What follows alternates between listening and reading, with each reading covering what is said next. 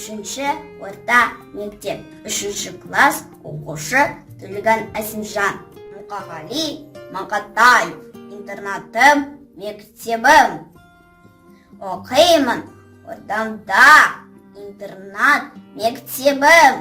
Азамат болғанша аларым көп менің аялы мекенім.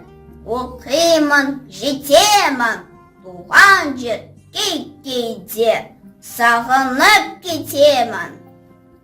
Сағындым ауылды, баурайын тауының, қолымнан жем берген қозымды сағындым. Осында ер жетем, отаным кен мекен, еңбекпен, әнімен елімді тербетем. Интернатым, мектебім, жадыраған көктемім.